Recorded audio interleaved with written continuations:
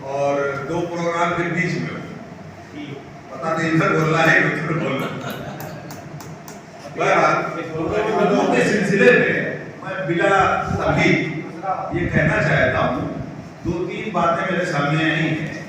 ایک تو یہ کہ تعلیمی معاملے میں عیسائیوں کی ہماری جو اسکالر رہی ہے اس کا یہ اعتراض تھا کہ عیسائیوں کی سازش کا شکار ہے۔ اس غلط رویے سے ہمیں باہر نکلنا چاہیے۔ یہ کہنا کہ انہوں نے سازش کی اور ہم کو جو ہے یہ الگ کر دیا یا ہم کو دین سے الگ کر دیا، بالکل غلط بات ہے۔ 1780 میں پہلا مدرسہ عیسائیوں نے قائم کیا ہندوستان میں۔ منظم مدرسہ جسے کہا جاتا ہے ادارہ، وہ 1780 میں مدرسہ لیا کرتا تھا، انگریزوں نے قائم کیا۔ ہمیں اپنی فکر خود کرنی چاہیے، ہمیشہ دوسروں پر الزام دینا غلط بات ہے۔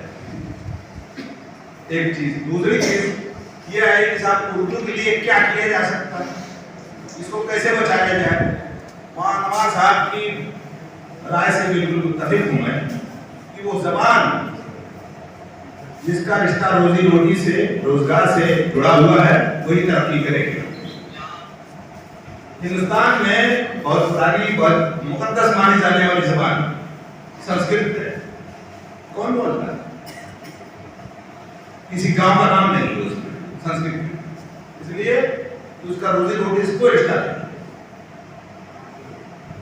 کچھ لوگ ہیں جو کبھی چلاتے رہے ہیں، اب تو وہ بھی ختم ہو گیا، دھیرے دھیرے کہاں بھی ختم ہو گئی ہے، اب وہ بھی نہیں ہے۔